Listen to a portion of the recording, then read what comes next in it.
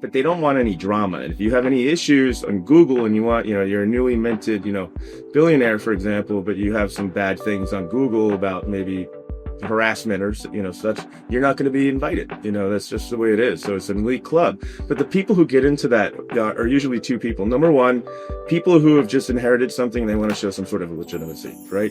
They have this burden that they didn't earn it. It's like, how can you outdo it? If you've ever seen the movie Ford versus Ferrari, the kill shot is, you're not Harry Ford, you're Harry Ford Jr. And that caused him to, create, all sorts of successes with Ford and racing. All right, so we are back in beautiful Miami for another future-focused episode of the Resilient Alpha podcast. So if you walk down the streets of New York City, there are a multitude of wealth managers serving the merely wealthy. But today we're sitting down with Sal Buscemi, former Goldman Sachs investment banker, 3-time author, and managing partner at Brayman Partners, where he and his team deploy capital exclusively for the top 0.01% of global investors. I'm sorry, 0.001% of global investors. Sal has spent 2 decades running his own institutional grade balance sheet, co-investing alongside multi-billion-dollar families in Class A real estate, life sciences, professional sports franchises, and other statement assets that most people will never see. His most recent book is Investing Legacy, How the 0.001% Invest pulls back the curtain on how the ultra-wealthy actually think about money, reputation, liquidity, and generational transfer. Today we're going all in on what comes next, the opportunities, structures, and mindsets that will define private investing over the next decade and beyond. Sal, great to have you here. Marty, it's a pleasure and a privilege. We've known each other for 20 years, and it's always been good. It's always been great. I've been following you around like the Grateful Dead, I tell everybody. Fantastic, great.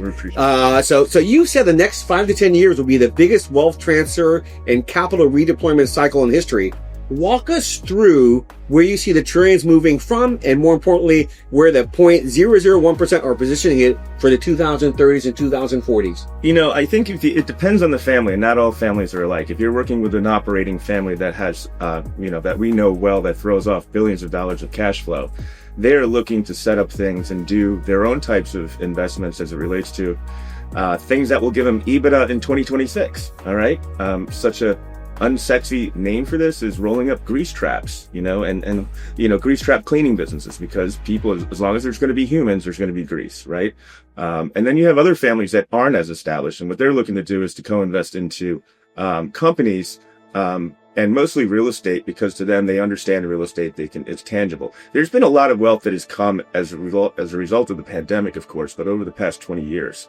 Where that money's going is not where you think it's going to go. I think you're going to see a lot of it not get deployed outside or into direct investments, sort of like doing grease trap cleaning roll-up businesses, but they'll mostly be stuck with RIAs, and I think, a lot of these people who are, they call themselves family, they qualify as family offices. I quantify it as 100 million and over. However, they don't, and for other reasons we get into it, they're sort of locked up and they don't make those types of investments. So I think, it's just going to be, keep it the way it is. There's a lot of emotional things that I talk about in my book that people have to work with when they inherit a lot of money. But I also think that a lot of it is not going to go be invested. I think you're going to have a generation of people who are just not going to work and live a life of leisure. Right. Yeah. What's interesting, because we've experienced this, is that when it comes to multi-generational transfer, there's the entrepreneur who creates the wealth, and then a lot of the money goes into trusts, which is better for tax advantage. And then the trust releases some capital, and that's deployed to the next generation. And so that next generation has to be educated and understand how to invest it. Right. And you're saying that a lot of them are working with RIAs, and it's kind of stuck with an RIA in a cycle, and that there's probably better ways to deploy. Yeah, we're in the middle right now of like Art Basel, when you talk to a lot of families, and what you don't realize is that some of these people who do, they have the second generation, they are legitimately family offices, but they don't have discretion, which means they can't write the check. So it's like, hey,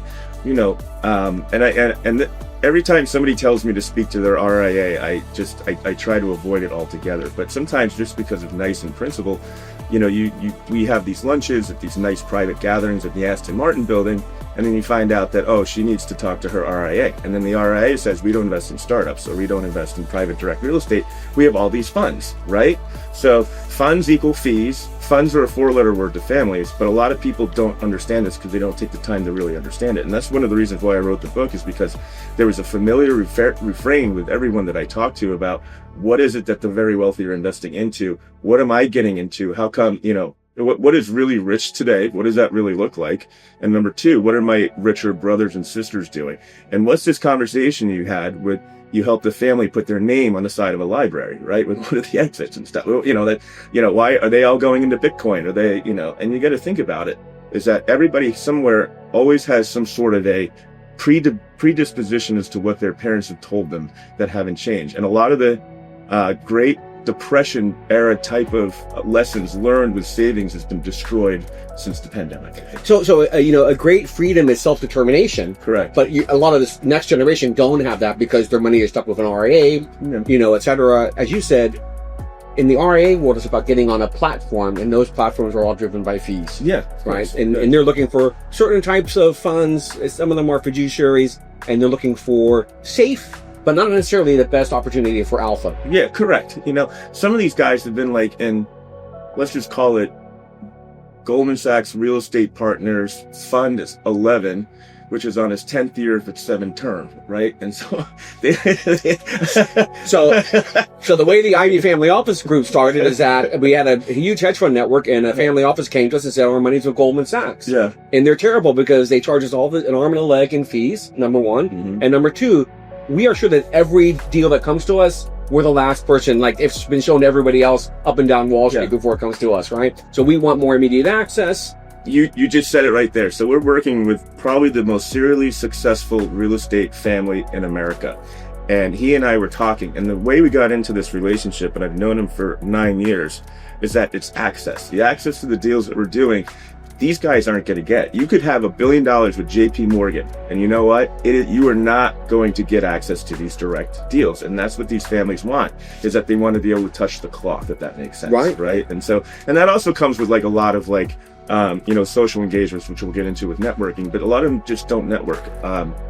We can talk about that later, but they don't know what they don't know. A lot of the barriers to that social networking have come down, right? I mean, in the 30 years ago, Goldman Sachs and JP Morgan, they owned relationships. Yeah. But now relationships are pretty, fungible, and that you can, penetrate. And if a guy who's selling knows you're buying, why even bother, why go through Goldman Sachs to you? Why not just go straight to you? Yeah. Well, I mean, then you have to go back to the RIA, right? And asking an RIA to part with a small, tiny percentage of something is probably the most inappropriate question you can ask, right? Because they're never going to pair that away. They would rather you ask to sleep with their spouses than to pair off any assets, because they're getting paid, they're clipping a coupon for as long as that money's, Exactly, there. right. Yeah. So there's always the conflict between no alignment of interest, fee, et cetera, right? So let's talk about Class A real estate. Yeah. So when you have Class A real estate with proven sponsors, it's been a cornerstone for the family offices you work with. As interest rates are normalizing, new construction pipelines drying up, what subsectors do you believe will produce the strongest risk-adjusted cash-on-cash yields through the next 10 years? We love, and we're going back into it for the first time in 5 years with this one family that I was talking about, Class A industrial flex, especially in Dallas. You're dealing with high growth areas. They're not slowing down there. Fantastic area. Yeah, fantastic area. Right now we're finishing one deal that we really like. It's our first deal, but we like working with operators. And I'll just tell you, there's 3 rules. And if people understood these rules, they would not have lost their money in multifamily syndications, for example. Number 1, no first-time GPs or operators, right? I mean, that's where you see in a lot of Class C to B multifamily. A lot of guys who swing for the fences. He tries to do a value-added opportunity. The problem is bridge loans made that easy, and, that sort of screwed up. I mean, we had this whole period of syndications. We didn't 10 do years anything. of syndications, and a lot of them were just terrible. Yeah. And you had the wrong people on the capital stack. To me, the cap table is the soul of the asset, Marty, right? Thank you for telling me that. So when we look at that, I also want to see that they have audited financials, and they've been through at least 2 down cycles. This one we're sitting in right now in 2025, 2026, it hasn't started or ended yet. 2008 was major, and then coming off of the RTC. So I want to see people that have that type of experience before I make any sort of engagement into it. And usually when you see that and you just cut through it and you just know that this is a people business and you're betting on the jockeys, not the horses or the real estate, you see that you see less deal flow but higher quality deal flow. A great, and like in Austin, Texas, there was lots of syndications. people were building up, but nobody built any new streets or roads or highways. And when you drive into Austin, you're lucky if you get anywhere. But if you go to Dallas has been fantastic at managing its growth. Yeah. I mean, the story it tells over the last 20 years is amazing. So that's why it makes so much sense to be where you're at. And if you remember in the late 90s, they also, they became less oil and more technology. Do you remember that? There's a lot of great, smart people there. And there's actually a couple of fantastic life science private equity firms there. And then you have, some guys who are, big in the private equity space with technology, intellectual property. There's a couple of billionaires who all teamed up. They formed a... it's become a hub. It's become an intellectual hub, and that's what you want, right? Right. Yeah. So, I mean, I think McComb's family office has been super active there, and then you've got the Perot family, et cetera. So, absolutely. So you've been privately investing in life sciences companies for years, AI-driven drug discovery, longevity research, and gene editing no longer being science fiction. How are your families restructuring their life science exposure for the next decade? They want to see the component to it with AI. They want to see some sort of an AI component to it. But AI means different things to different people today. We have a great company we've invested into, and what they're doing is that they're collecting data. It's Thrive Bioscience, put together by a friend, Tom Forrest Barber. Oh, fantastic company. Yeah, and he's really ramped that up nicely. But what he's really building, and a lot of people don't understand this, is that he'll have the Bloomberg of data, right? Exactly. Yeah. The Bloomberg, Bloomberg terminal for those. Maybe you could say what Thrive Biosciences is. Thrive Bioscience does real-time drug discovery, where they take massive amounts of data on a cell in different planes. And it's basically replacing the Petri dish, which is an 80-year-old technology. And you have to think about it. Every time somebody pulls something out of the Petri dish, you disrupt it. The environment might be too hot, too humid, too cool, whatever it is. And then there's also people who are just, I don't know if you remember the story, but we had a lot of investors send this to me, and then they wanted to invest because some guy in New York, I think it was Columbia, pulled the plug on the refrigerator holding all the there you go. Yeah. So off the Petri dishes and everything, and it destroyed all the research. Here you're going to have real personalized drug discovery in real time. And that is really what I think you're coming down to, is being able to show how a cell reacts to a drug in real time. And people really like that, collecting the data from it and then being able to sell that data to other areas. It's a picks and tool, picks and shovels. Yeah, this is fantastic. Yeah, which a lot of people want to get into. They don't want to be on the bleeding edge. They want to say, how do I feed the bleeding edge, right? I mean, that's capital intensive in a it's interesting because a lot of people were saying, we had this venture capital panel a couple of days ago, and we're saying, well, it's hard to get those returns in venture capital. You're locked up. But what do you think about alternative funding approaches to venture capital? There's still venture capital, there's venture debt, there's royalty finance. What are your thoughts about the different types of approaches? We like to, we're not too familiar with royalties, although we have been offered royalties with one of the companies that's expecting an exit next year. Usually you want an all-cash deal like we had with Singapore Life, which was great. It was acquired in the first quarter 2024 by its majority shareholder, Sumitomo Life. But sometimes you have to, different exits and different companies with different capitalizations and, different cap structures and different industries. Some are more hot than others. We like making the private direct investments into these. And the reason is because the families want to be able to hold on to something and meet someone. And interactivity with the families we work with is really something that's very important to them, because they want to be able to meet guys like Tom or other people who are mentioning, or Marty. I mean, you've been to our events. And so that's part of the hallmark of what we do it. And that's the ecosystem that keeps people coming to us. And then the referrals just, dogpile on top of it. Tom's like a real gladiator in this space. He actually fits all of the things you've been talking about. Somebody who's been through cycles, multi-time success, et cetera. Yeah. So that's fantastic. So let's talk about statement assets. So, there's always been these, trophy assets like real estate, sports franchises. I mean, you always say American royalty bought NFL teams, right? Mm-hmm. That's how in London, they knight you. In the United States, they let you buy a sports team. Right. Or you buy a top soccer team, right? Yep. In London. So tell me about new categories of assets that you expect to emerge as billionaires signal legitimacy assets to own. Statement asset is something I came up with during the book because it was trophy assets meant different things for different people. But a statement asset is, what do your friends say behind your back to their friends about you? And I know Marty, he owns this sports team, right? He's a big guy. It is a statement. It's a store of wealth, don't get me wrong, but it's a private club to get into it. And it's harder to get into these than it is really to buy a condo in New York City. Right, even a famous person. Right, sure, yeah. Right, and there's also, these are well-protected brand franchises, and I'm just talking about professional major league sports in, London and, in America too as well, overseas. These are, they throw off, if they're managed well, they throw off a lot of cash flow. And they're really cozy family businesses, and they're really, the families that own them, they're run like real small businesses. You wouldn't believe it, but they are. Mm-hmm. But they don't want any drama. And if you have any issues on Google and you want, you're a newly minted, billionaire, for example, but you have some bad things on Google about maybe harassment or, such, you're not going to be invited. That's just the way it is. So it's an elite club. But the people who get into that are usually two people. Number one, people who have just inherited something, they want to show some sort of legitimacy, right? They have this burden that they didn't earn it. It's like, how can you outdo it? If you've ever seen the movie Ford versus Ferrari, the kill shot is, you're not Harry Ford, you're Harry Ford Jr.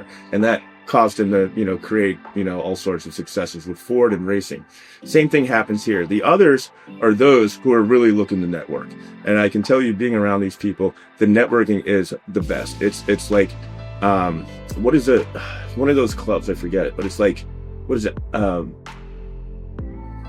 You have to, I can't remember, but it's like one of these, I can't, gosh, I'm sorry, I'm going to have to go back. Do you know what I'm talking about? Yeah, I mean, it's like, Sport Club in New York, or IE Club, or like, one of these places that you go off to run around in the wilderness with rich people in San Francisco, something like that, right? But on steroids. Yes. Yeah, of course. Yeah, on steroids. So going forward, these sports teams are still going to attract a lot of investment. There's a lot of emerging leagues that are coming up too. A new fan is born every minute, right? Or every second. And we've also invested alongside other things too. And also in real estate, So one thing I want to bring up is that we are in Miami, where half the streets are named after athletes. Yes. Okay, you've got a Don Shula Highway, you've got a Dan Marina Boulevard. Right, exactly, right? So it just never ends. No, it never ends. But, and also, there's a lot more revenue streams coming into these businesses now than ever before, with streaming and licensing and partnerships and gambling. And it's not just that. I mean, the players themselves, they have their own personal brands, which enriches the brand of the team. It's all cross-pollination. It's all, look at what LeBron did to Ohio. He was the single most greatest generator of GDP for Cleveland, right? Fantastic. Yeah, right? Exactly. Right. Like the Joe Rogan of Boston. Yeah. So would owning the Joe Rogan podcast be a legitimacy thing, or? I don't know how you would do that. So something that's interesting is that, so like in 2008, when everything went into the crapper, we got like a whole portfolios of real estate, like Lowe's down here, and like I would say half of the South Beach hotels were sent to us for like 60% off, 70% off, right? You could their statement, hotels. If you own the Fountainville, that's pretty nice, right? So good real estate, bad balance sheet. Exactly right. So where do you think are going to be the next statement assets for this in 5 years for this newly minted billionaire class? I think it's just going to be, you're going to see offices, I think not 3rd Avenue, New York. I think 3rd Avenue should be carpet bombed right now. But I think you're going to start to see the bigger offices. They start to trade hands. You have a lot of families like Armancio Ortega, for example, the Inditex, Zara. If you ever see someone with a Zara bag, the proceeds of that are going to pay free and clear for $1.3 billion worth of real estate each year. Wow. That he buys all over the country. And he's buying all sorts of things. As it relates to industrial centers. I think he bought a data center, if I'm not too sure about that, but he also bought one of the largest offices in London too. I can't remember the name of it, but it's the old BBC building. And I think actually we can take a step back, because if we go back again to 2009, 2010, a lot of the trophy assets were bought by large sovereign wealth funds, large pension funds. I think like the South Korean pension fund bought a bunch like the Sears Tower and things like that. But a lot of those guys, they're satiated with already buying assets. So these new assets will be available to family offices. It's going to be a transfer at some point, Yep. What that looks like in the future, whether that's crypto, or, any sort of cryptocurrency, associated with it, where people are trying to, sort of democratize the ownership of those assets with adding digitization So let's take a step to another direction. So there are, there's a lot of great family offices. Each one has their own way of approaching business. You've got entrepreneurs who are made money in one thing and they try to find other things to invest in. And you're great at underwriting deals and finding deals, etc. But you need to talk to somebody else. Mm-hmm. How do you interact with family offices who are like just starting to build their internal teams to understand how you're underwriting or looking to do co-directs or co-investments or things like that?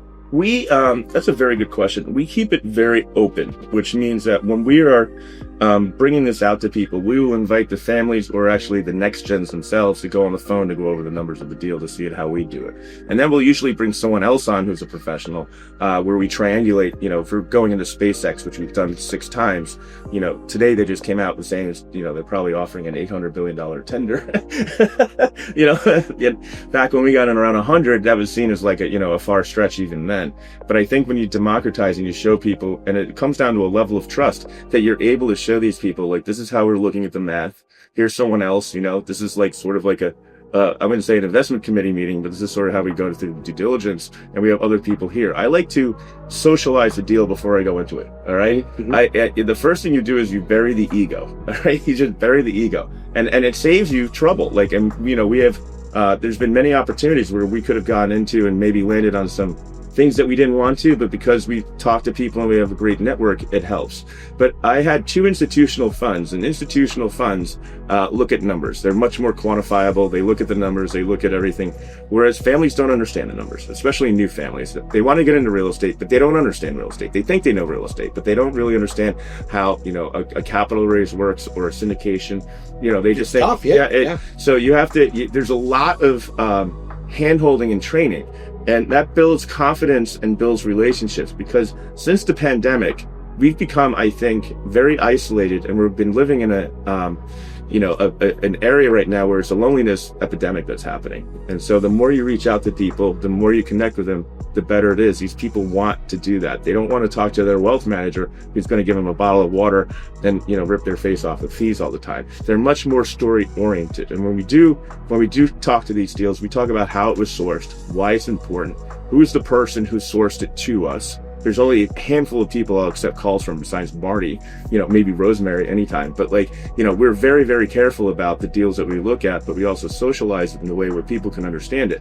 You have to take the time to communicate. Nobody is going to write you a check without giving you their time first. And for anyone who's an emerging founder or a fundraiser, you have to understand, if you're raising money, don't treat it transactionally. Just don't shoot over a 20 megabyte PDF and expect someone to read it. People are already burdened with that. That's crazy, because, we were talking on an earlier podcast that so many people are generating their, decks right now using AI. Yeah. It just means you're getting, maybe you can read 500 decks faster, but there's 500 times more AI, decks being produced by the AI. Yeah. So it's, and they all sound the same. They're all the same material. They all sound the same. They all have the same prompting where, they want to bring it sound like they're pitching to Andreessen Horowitz, which they're not. It's, to me, it's a relationship game. It really is. Personal relations matter more than ever.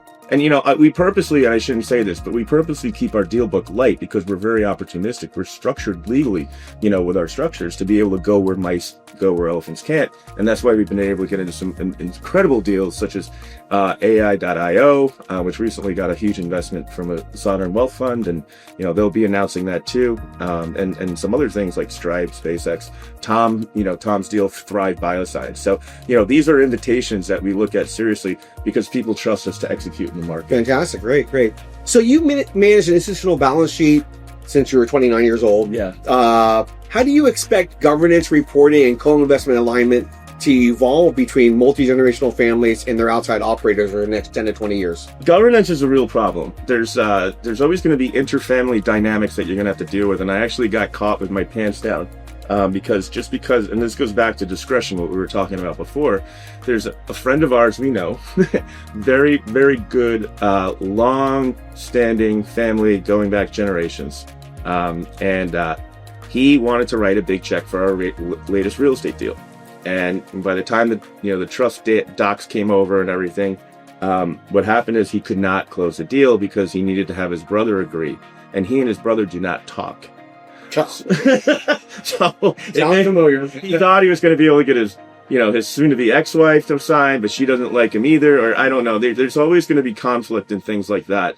I try to avoid that as much as possible. You're not going to be able to change anyone's governance or enter family politics. You really need another relationship. Yeah, you really need the relationships. But even those, these are people that have real family offices, not 200 million sitting at JP Morgan or Goldman Sachs, right? So, if you are, a real operating family and you do make meaningful investments, you're gonna have to deal with things. And I think a lot of people don't have governance; they just have RIAs, and then you're gonna see a wealth transfer happen, and people are gonna stop talking to each other. Yeah, it's super interesting because you live in the world of discretionary capital. Yeah. There's a lot of people who have no discretionary capital. Oh, yeah. And I think that's a theme of what we were talking about today. Yeah, I agree with you. Wholeheartedly. Yeah. It's pretty interesting because I always tell people to watch out for second generation because they're not discretionary. I mean, I'm going to make a joke. And it's not a bad thing. I mean, it just is what the entrepreneur intended. No, I know what it's like, but I also ask the hard question now, especially here, because my partner and I have a joke that if you see a second generation male and he has hair down to his shoulders, he has no discretion with his thought. That's it. I mean, if the entrepreneur worked really hard, we had a family office once. He was third generation, but the family was one of the founders of Coca-Cola. Yeah. And he said that his dad lived 100 years old. By the time his dad died, most of the money was gone. He had to rebuild it, right? So, that was a lot. So it's, you never know what's going to happen with that second generation. So capital raising, it's not getting any easier. We've all seen relationships hit, barriers, headwinds, etc. How do you get a better marketing funnel? Like, what are the two best non-obvious relationship habits that are the most successful for next-gen wealth creators to adopt right now that others are missing? As it relates to what? As it relates to building a marketing funnel where you're seeing deal flow because the world is dominated by funnels. Nobody. Yeah. So the world is dominated. It really is. I went to an Ivy League school. There's an Ivy League funnel. It's just the way it is. No, sorry, guys. It is. I think the best way to do this is that you got to get right with technology. We do this by, interactivity is the cornerstone of what we do at Brahmin Partners. And so you saw that with our dinners and events. But I also make sure that I record video testimonials of people who we've worked with. Those video testimonials go into a drip campaign. So when I meet someone tonight, maybe you, what I'll do is I'll get your email, I'll get your contact, we'll do the bump or whatever it is on WhatsApp. But now I have permission to email you and I will send you a text. Hey, Marty, I just sent you an email. It says, welcome to Brahmin Partners, Marty. Did you get it? Yes. Okay. That's the first. Once they get through that, then HubSpot says it's great. And I'm not getting technical here, but you want to send out something once a week. There's an interesting book. I know you asked me for a book, but I read it one day just because I was bored, and it's called How to Start Your Own Church. And it's a quick read, but what they really get down to is you want to make sure that the flock meets at least once a week. Otherwise, the flock goes to another church or goes away. And that's the way I would do that. And I've worked with founders in the same respect who have all these great, testimonials with their products and everything. Tom, one of them, like, Tom, we gotta get you the testimonials. We got to do this. And that really goes a far way because people value trust today. AI is not going to give you trust, right? Trust is between two humans. And that's what a lot of people don't understand. It's not as transactional as they think it is. It's much more relational. And to build those relationships, you need to be able to communicate with these people who are your flock. Right. There's lots of layers to that trust as well. Mm-hmm. So I sat across from a family office and they said, I'm not getting any distributions, right? I'm in the best funds in the world and I'm not getting a distribution for 3 years. And so liquidity is really the Achilles heel for most private investors. I mean, you have to really talk to them about what their horizon is for investing. Mm-hmm. How do you lock up capital for 15 to 20 years from a family without them blinking? What kind of mental construct do you need to get there? You need to know what they want. Like, I know there's a very big Asian family I know, and he said, Sal, don't call me for anything less than $100 million in real estate.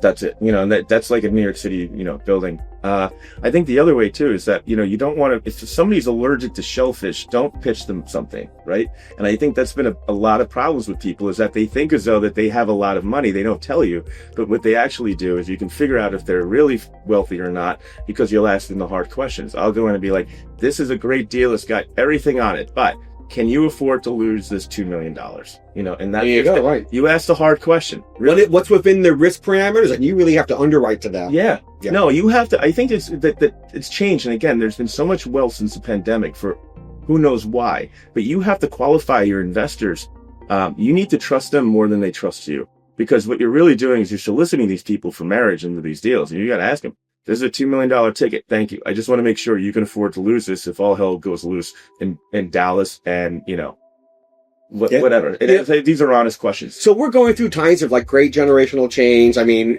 now you've got these flying cars in places like Dubai and China is totally transformed. Yeah.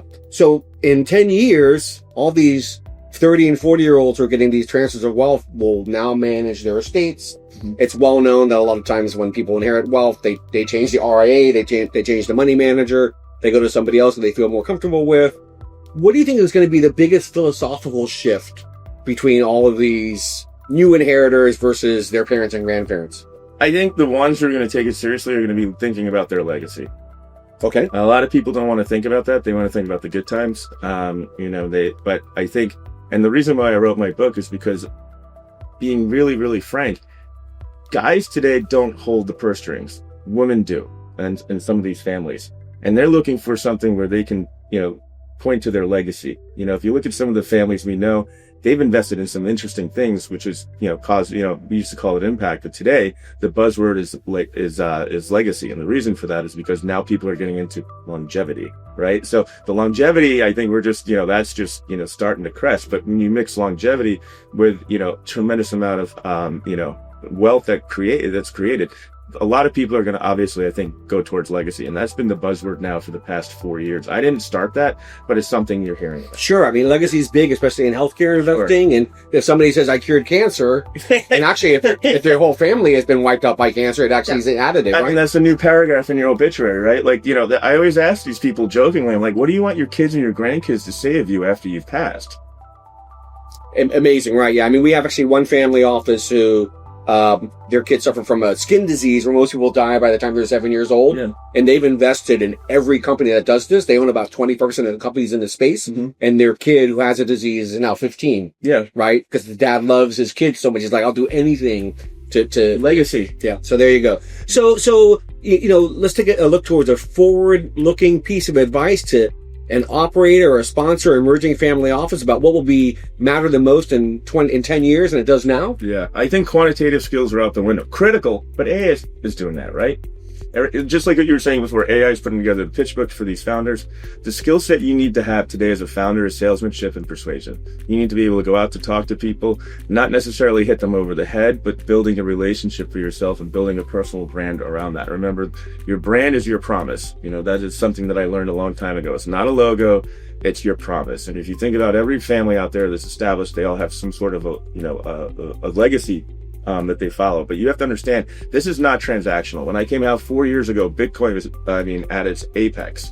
And I just remember going to the Fontainebleau, and there were these two 20-year-old guys with literally suitcases full of cash. And they were paying like a $20,000 bar bill. They were all transactional, right? I mean, as soon as you get their number, they were pitching you some coin or something. Families today value relationships, and you got to court investors as if you're courting people to marry, because you are marrying them. Absolutely. I mean, especially since timelines are expanding, et cetera. So you've been in a book. Mm-hmm. Is there some way you can summarize it in a paragraph or less and then tell us how we can get it? Yeah, I'm going to, just for people who are listening to this podcast with Marty, it is a book that I wrote because it answered a lot of the questions and the common refrains that I've saved over the years. And what we did is we put a book together that answered all of the questions about what super rich people are doing. A lot of people say 1%, but that's a doctor and a dentist, maybe on a seaboard city. Simply wealthy. Yeah, simply wealthy. Not rich enough, NREs we call them. But the 0.001%, these are the ones who have over $100 million in assets. I wrote a book because there was really no play for it. They didn't know. They also had, and I mean this in the most sincere way, a distrust of their father's IRA. Distrust of RIA, yes. Yeah, RIA, because they see a faded, tribal tattoo under his sleeve, and he's thinking, does this guy really deserve to manage this much money? I saw my parents, lose it and gain it and lose it and then make it big back again, and the blood, sweat, and tears that went into that. That's where I see it going. Yeah, it's really hard. And how do people reach you? They can get the free copy autographed. I'll pay for it if they send an email with their mailing address to sal@investinglegacy.com. And mention Resilient Alpha Podcast.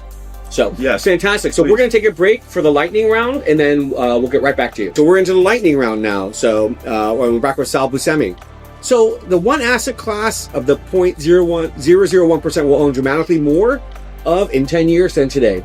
I think it's going to be crypto related. Interesting. Yeah. There's a lot of great opportunities in blockchain. Yeah, blockchain. I think that's not going to go away. I think it's just getting started. I think there's no way you can do AI without blockchain because people want to get, like, I think Hollywood is furious that blockchain and the New York Times is like, it's that AI is stealing all their content, right? It's just terrible. Well, they're suing ChatGPT or OpenAI for that. So that's going to be interesting. And I think Europe will be on top of that too. There's going to be a lot of antitrust against this AI stuff that's happening, right? Once somebody makes a copy of famous Italian movie directors or French directors and starts putting it on AI, they're going to be suing them like crazy. So, one asset class that you think there'll be dramatically less of in the future? That's a good one. I think you're going to start to see, people move away from traditional funds and traditional private equity funds. I think you're going to start to see people moving more towards doing direct investments. I think information has become democratized today. People, they can get access to anything today, really, if they want to look for it, right? I mean, you can learn anything, you want off of the internet. It just takes time to do it. And I think it's the same thing too with that particular asset class. I just don't think you're going to see too much of it right There's a lot of disappointment in private equity. I think the statistic is that only 1/3 of funds have in the last 8 years have successfully raised a new vintage. So. Yeah, I mean, that's why I said earlier, that fund is a 4-letter word to these families, because they just get stuck in these things. It's like the Roach Motel. There's continuation funds now. Nobody's getting any liquidity out of it. Yep. But they're paying fees, right? It's a Roach Motel for fees for, the sponsors. Yeah. So, what are the biggest tailwinds for private real estate returns in the next 5 years? Interest rate cuts. We had the Trump administration. He's the king of debt. He's been pressuring everybody, to lower rates. I think Jerome Powell has had too much heat under the collar. He's getting ready to leave soon, and there's going to be someone who's going to be much more interest rate friendly going forward. Yeah, that's going to be interesting. Which is why we're getting in now. Yeah. What do you think the biggest headwind is? I think it's going to be political changes. You start to see anything sort of changing politically, that's going to be a net detriment. I know that we will never go near multifamily in New York because of the pandemic. A lot of families that we knew lost everything. Signature Bank went under also because of the fact that they changed the tenants' laws, right? So you lost control of the asset. If you lose control of the asset, meaning you can't generate income for it, you're going to lose it. Yeah, I think you get kind of whiplash because you're going one direction and then another party comes in and you go in the other direction. So nobody wants that. And especially people who are looking for next generation 30 years out, as I said before, EBITDA in 2020, in 2046, that's what people are looking for today. So what's the ultra wealthy family portfolio going to look like in the future? I mean, 60-40 has kind of been retired. You see a lot more people into alts, but what's it going to look like in the future? I don't think it's going to be 70-40. I don't think it's going to be, 70-30 or 60-40. I think recently that 60-40 has sort of been blown out of the water recently. It just hasn't work. You're just going to get people. There's going to be a democratization of assets that people are going to be buying into. I mean, just think about it. When you're looking at the RIAs, these are real family offices. But if you look at the RIAs, they're going to be introducing all sorts of opportunities through their funds that might be digital, where, it could be, anything as relates to digital trading, to private credit, to, things like that. Yeah. So what's the next sports franchise equivalent that's like a prestige sort of asset for the ultra wealthy? Elon Musk. Elon Musk is getting a piece of Elon? Yeah, getting a piece of Elon with SpaceX. We'll be going into Neuralink soon. That's what I think people want to see. I have a saying. It was, a lot of people, I'm a real estate guy, they say that most wealth was made in real estate. I think over the next 10 years, 20 years, it will be Elon Musk that's minted more millionaires than any other, industry. Just like the Elon Musk ETF you need to buy into. Right. Fantastic. Great. Yep. So in one word, the biggest single competitive advantage for a family office in the next 10 years? Continuing the network. I think if you're able to team up with other families that are bigger and stronger and more experienced than you, that's where you want to be today. That's how we do it. We always look towards experience whenever we look at deals. We want to make sure we're going alongside people who have not just a lot of money to lose, but also credibility. How many families will buy into tokenized assets in the next 5 years? They'll be forced to. I don't think they will. I think at some point, that's just a natural evolution. Everything's going to be tokenized at some point. I mean, that's happening. Yeah, because it's going to unlock a lot of value. So, one book besides your own that you suggest every next gen read? My favorite book, and I read it, it's Ogilvy on Advertising. It was written in 1983, and man, does he have some gems in there. And it's not just for any family, it talks about their reputation. And my favorite quote in there, he said, any institution is the lengthened shadow of one man. And when you look at how he goes down and how he works with clients and everything, it really is interesting in a very brass tacks type of way to pull away a lot of incredible value on that, especially if you're a founder looking to build your own shop. Yeah. Brand and personal brand matter more than ever. We are in a personal branding era right now. So in 10 years, are we going to be in a world of capital abundance or scarcity? Capital abundance. Fantastic. So just another quick question.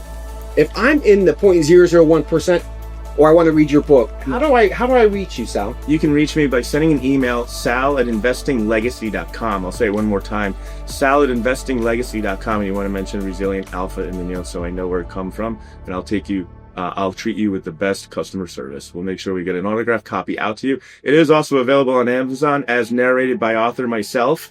It's been critically reviewed, but there's another way to do it as well, and you can listen to it. It's about 4.5 hours. Fantastic, Sal, and thank you for being a guest. Thank you, Marty. Yeah, we'll see Miami next much year. fun. Cheers. Thank you.